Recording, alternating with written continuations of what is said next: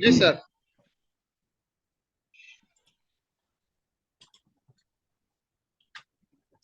তাহলে এখন এই যেখানে ছিলাম যে ট্রান্সফার প্রাইসের মধ্যে ট্রান্সফার প্রাইস কি, কাস্টমার প্রাইস বা সেলস প্রাইস কি, ভেরিয়েবল কস্ট কি, ট্রান্সফার ইন কস্ট কি জিনিস, সেটা ক্লিয়ার? জি স্যার। যেটা সোরাবের জন্য ট্রান্সফার প্রাইস, সেটা হচ্ছে সাব্বির জন্য ট্রান্সফার ইন কস্ট। সাব্বির আবার নিজস্ব খরচ আছে। ওকে, জি problem two. Sir. Problem two দেখবো, ওয়ানটা পরে দেখবো, ওয়ানটা দেখা দরকার নেই। ওই জন্য কখন আগে আসে, টুটা খুবই ইম্পর্টেন্ট, ভেরি ভেরি ইম্পর্টেন্ট। একদম ট্রিপল স্টার দিয়ে দেয়। In a farm, production is carried on through two division. কয়টা ডিভিশন? দুইটা। The product of division A, division এর প্রোডাক্টটা ট্রান্সফার টু ডিভিশন বি। এ থেকে কোথায় দেওয়া হয়? বিতে। And the product of division B, division B sold করে বি। ফেলে, বি সোল্ড করে 258 টাকা পার ইউনিট। বি সোল্ড করে কার কাছে? কোন ডিপার্টমেন্ট নাকি কাস্টমার? কাস্টমার। কারণ আমাদের প্রশ্নে বলাই আছে দুইটা ডিপার্টমেন্ট, এ আর বি। তাহলে এ যদি বি এর কাছে ট্রান্সফার করে দেয়, সেটাকে নিয়ে কাজ টাজ করে বি সেটাকে ইয়ে করে দেয়। এখন প্রশ্ন দাঁড়াচ্ছে, estimate the annual production 5000 unit. তাহলে কত ইউনিট প্রোডাকশন করেছো? 5000। তোমরা কি আমার স্ক্রিন দেখতে পাও? জি স্যার। জি স্যার। আচ্ছা, এখন সোরাব, ডিভিশন এ টা হলো তোমার আর ডিভিশন বি টা হলো সাবমিটেড। ডিভিশন এ তে লেখা লেখা জি আছে ভেরিয়েবল কস্ট আছে। জি স্যার। জি স্যার। একটা শব্দ লেখা হয়নি, সেটা লিখে দিলাম, per unit. Sir 60 unit per unit, হ্যাঁ। আমরা পারেন ওটা বুঝে না স্যার। Per unit. তাহলে তোমার টোটাল প্রোডাকশন হচ্ছে 5000 ইউনিট। তাহলে তুমি সোরাব ডিপার্টমেন্ট এ তে এই 30। 5000 এর পিছনে 60 টাকা করে খরচ করছো, এবং তোমার একটা ফিক্সড খরচ আছে 1,20,000 টাকা। এর উৎপাদন করলেও হয়, না করলে হয়। আমরা তো এরকমই জানতাম যে ফিক্সড চরিত্রটা এরকমই হবে, যে উৎপাদন করলেও হবে, না করলে হবে। তাহলে তোমার ভেরিয়েবল কস্ট আছে, ফিক্সড কস্ট আছে। ঠিক সে কি একই রকম ভাবে সাব্বিরেরও ভেরিয়েবল কস্ট আছে, ফিক্সড কস্ট আছে। কিন্তু নিচে একটা লাইন লিখে দিচ্ছে, ডিপার্টমেন্ট 65 এ, টাকা। ডিপার্টমেন্ট এ ওয়ান্স, চাচ্ছে ফিক্স আপ। ফিক্স আপ শব্দটা খেয়াল করবা, ফিক্স আপ। আপ। সে ফিক্স করে দিতে যাচ্ছে ট্রান্সফার প্রাইস, যখন সে ট্রান্সফার করবে transfer price by adding 25% on total cost. এটা মানে বুঝতে সোরা, তুমি ফিক্স করে ফেলছো যে আমি যখন টোটাল ট্রান্সফার যে করব, কস্ট ভ্যারিয়েবল এবং ফিক্সড করে। আমি যখনই ট্রান্সফার করব বি এর কাছে, আমি সবসময় আমার যে টোটাল খরচ হবে তার সাথে কত পার্সেন্ট অ্যাড করে দিব?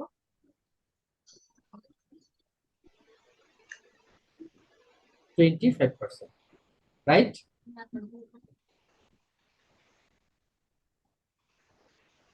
হ্যালো,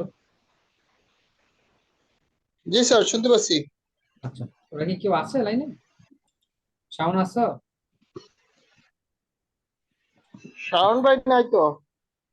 আচ্ছা, যাই হোক। এখন খেয়াল করে দেখো, তাহলে প্রথম প্রশ্ন করছে, what will be the transfer price per unit of division এ।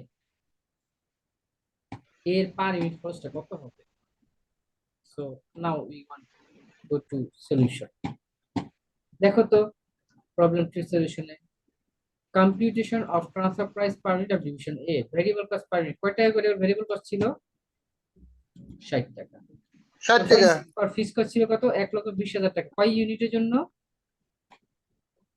5,000। 5000। তাহলে ওর এক পিসের জন্য কত টাকা ফিক্স কস্ট পড়লো? 24 টাকা। তাহলে টোটাল কস্ট হইলো কত টাকা? সব 84 টাকা। এখন ও ফিক্স করেছিল মার্ক আপ করবে। মার্ক আপের আরেকটা নাম হচ্ছে প্রফিট। প্রফিটটা সে করবে, খেয়াল রাখবা, যদি কখনো কস্টের উপরে প্রফিট ধরো তখন বলা হয় মার্ক আপ, আর যদি সেলস এর উপরে প্রফিট ধরো তখন বলা হয় মার্জিন। কথা যেটা মনে রাখবা। সরি ভাই বুঝিনি।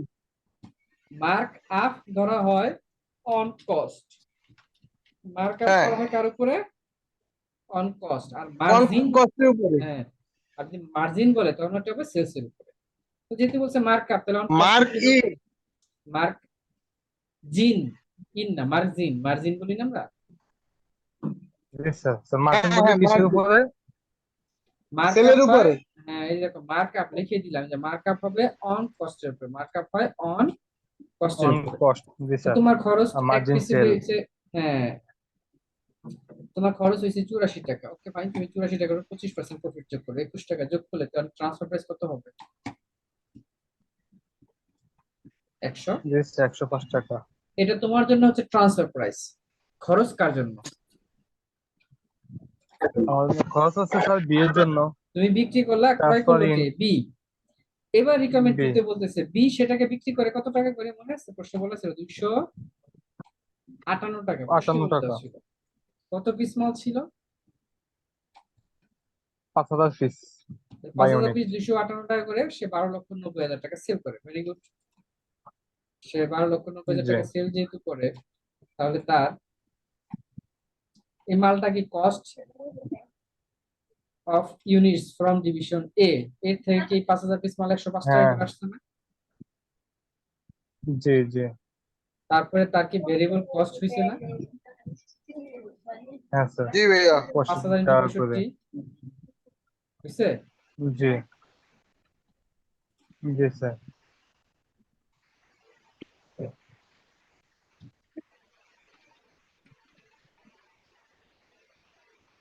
তাহলে এখন ভেরিয়েবল কস্টটা গুণ দিলে আর ফিক্সড কস্ট গুণ দেন, সরাসরি সব মিলিয়ে তার কত টাকা খরচ হচ্ছে? 10,20,000, তাই না?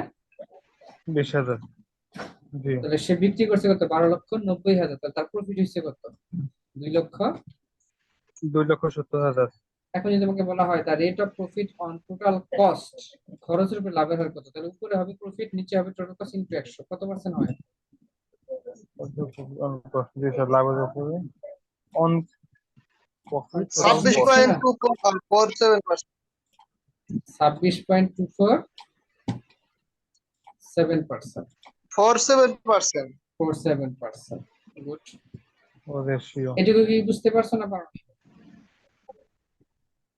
ভাই এইটুক পাচ্ছি বুঝতে স্যার। পারছি।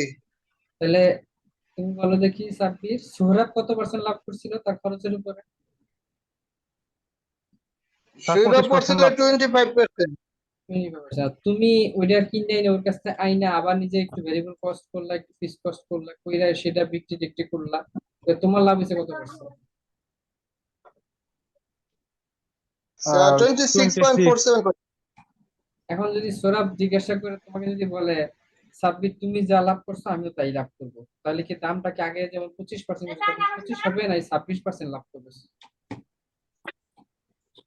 26% হবে স্যার। টিকার 3 তে জিজ্ঞাসা করেছিল ডিভিশন আমি এ যে প্রশ্নটা বুঝি নাই। তুমি সাব্বির এর থেকে কিনে এনে বিক্রি করছো, বিক্রি করলে তোমার লাভ হয়েছে কত? 26.47%, না? জি ভাইয়া।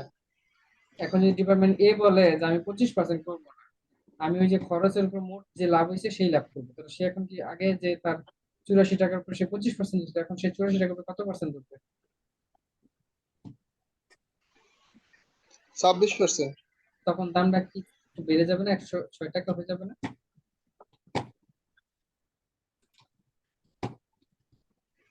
হবে। হ্যাঁ পারবে ভাইয়া। রিকার্ড থ্রি সেই কথাটাই বলছিলাম জি যে ভাইয়া। What, required three what should be the transfer price of division A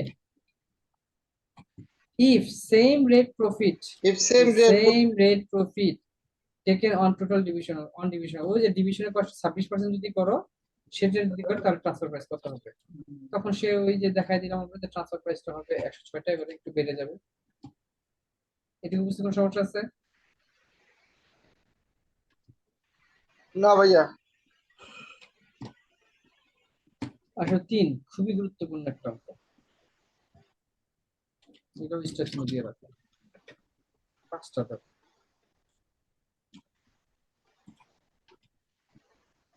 sir এ যদি 26% লাভ করতে চায় তাহলে তো স্যার বি আরো লাভ করবে। খরচ বেড়ে যাবে না? খরচ বাড়লে ও লাভ বাড়াবে, আস্তে আস্তে ওর খরচ লাভের কমে আসবে। ওরা প্রশ্নটা ও, করছে, এই প্রশ্নটা আমার মনে হয় একই প্রশ্ন। যদি সে ওই ওই প্রফিটটা করে 26%, হ্যাঁ, তখন তো বিরো কস্টিং প্রাইস প্রফিট চেঞ্জ হয়ে যাবে। কিন্তু আচ্ছা প্রফিট ওটা তো এখন ওর নিজের ডিপার্টমেন্টে নিজেরই কোম্পানি নাকি স্যার? যে নিজের কোম্পানি হইলেও খেয়াল রাখবা, সৌরভ যখন আমার 26% নিজের করবে। কোম্পানি হলে ডিপার্টমেন্ট তো দুটো ভিন্ন। হ্যাঁ হ্যাঁ বুঝছি, কিন্তু সৌরভ যদি 26% করে, সাব্বিরের তখন পার্সেন্টেজ কমে আসবে, কারণ কাস্টমার তো 258 টাকা বিক্রি হবে। আর আমরা ভিতরে ভিতরে কে কত টাকা ট্রান্সফার করছে সেটা কাস্টমার জানে না, জানে। না ভাইয়া। 503 number, a company has two production department, it has plant produces, কত ইউনিট প্রডিউস করতেছে দেখো তো। 10,000 ইউনিট in department A, লাভ করছে। in department A, আচ্ছা, of the unit G produced, 8000 units to sold 280 টাকা করে পার ইউনিট। তাহলে এখন তোমাকে একটু খুব ভালো করে খেয়াল করে দেখো, 8000 ইউনিট সোল্ড করেছে 280 টাকা পার ইউনিট। এটা কে করছে বলো তো? ডিপার্টমেন্ট এ করছে। হ্যাঁ। তাহলে বাকি এ, তার মানে একটু বুঝাইছিলাম না যে ধরে না সাব্বির প্রথম ডিপার্টমেন্ট, দেখি সোরা প্রথম ডিপার্টমেন্ট, সে 10,000 মানে 8,000 বাহিরে বেচে দিচ্ছে 280 টাকা করে, তাহলে সে কাস্টমার কাছে বেচছে না বলে